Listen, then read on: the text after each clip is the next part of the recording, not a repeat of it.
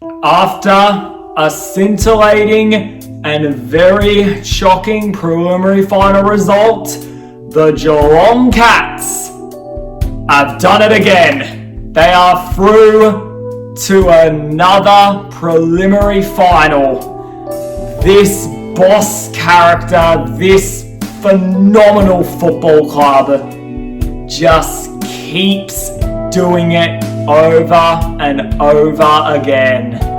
And they have put another fraud to bed on Thursday night.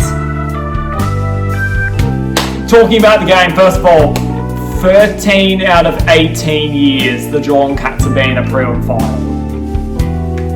For half my life, the Cats have been in a preliminary final. And that's just insane. Like there's a side of me that's like a bit jealous of Geelong fans, especially like, I'm just jealous. But there's also a side of me that's a bit happy for the country folk of Geelong having this, and I hope they're watching, they're having a fun time. I hope they're celebrating their team once again because they deserve it. But I'm proud of myself for this as well because I was one of the few people who said they weren't dead. If you remember back in my pre-season rankings, I said the Cats were not dead in this competition. I said I thought there was a chance they made a prelim final again. I said I thought they made the 8 again. I didn't think they'd make a prelim, but I said they weren't dead, and I said they'd make the 8 again. I was one of the only people who thought that. Everyone else, once again, thought the cliff had hit, and if there's one thing I have 100% learned in my life, it's never doubt the Geelong Football Club. Never, ever doubt them. Because they will leave you with egg on your face every time.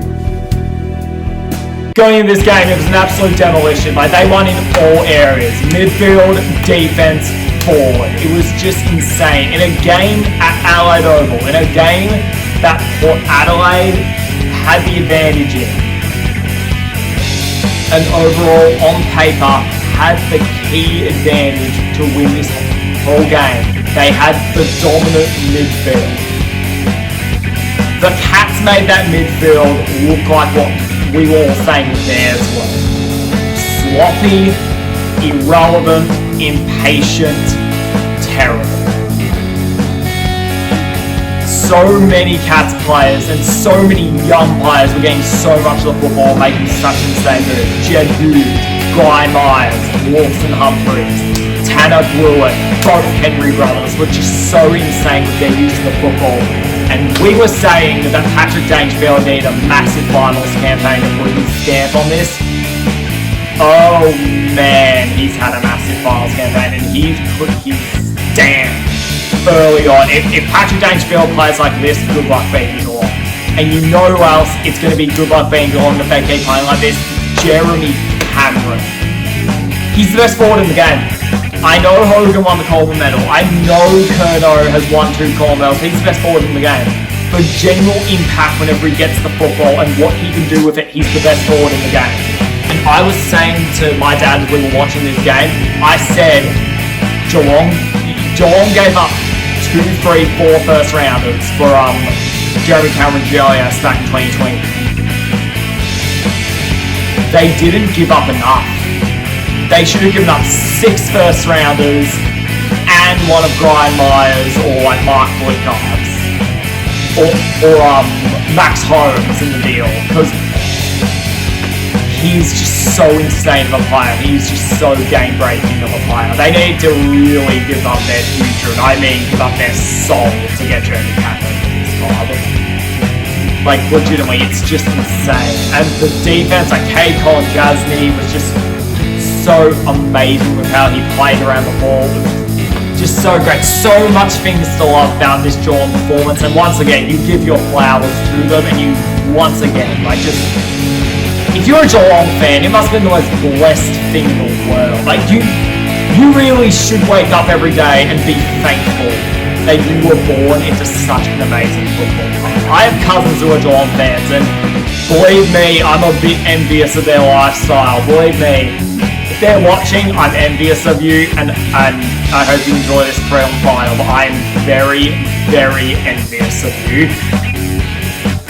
But yeah, like, they deserve to be cocky, they deserve to taunt the arrogance, like, they've just earned it. It's another phenomenal win. It's an 84-point win at Adelaide Oval when no one expected they could do it. Honestly, if they were kicking accurately, it would have been 90 points the margin. It was just insane this game.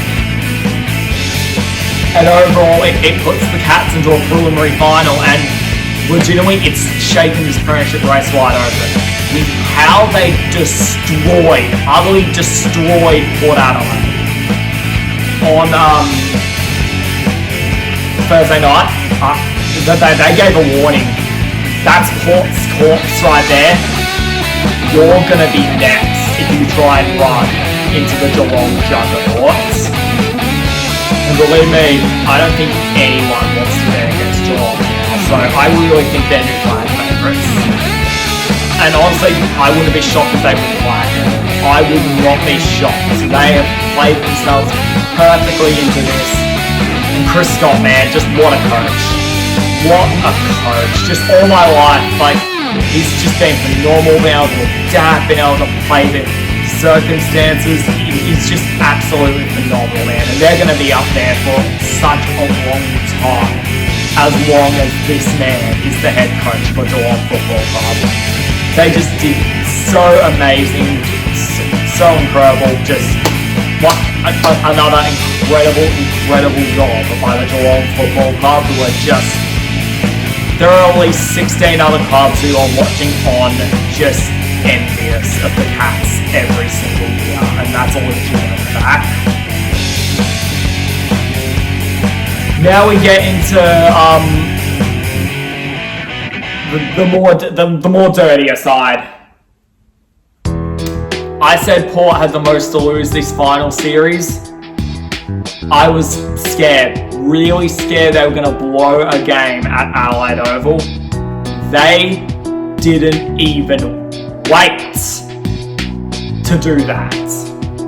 I thought they were going to do it in a prelim.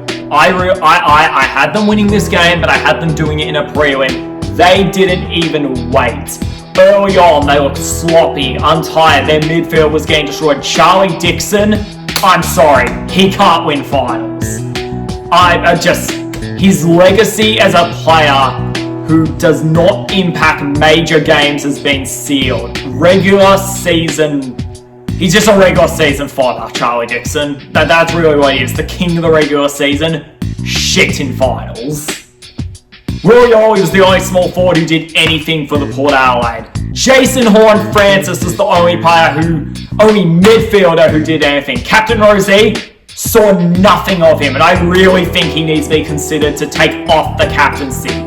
This was a major opportunity for Port Adelaide to prove the doubters wrong, to finally get to a grand final with Ken Hinkley, and on the first hurdle, they fail miserably. And honestly, with how they were, I've seen teams, okay, this is a little obscure of an example, but like, I'm a Baltimore Ravens fan in the NFL.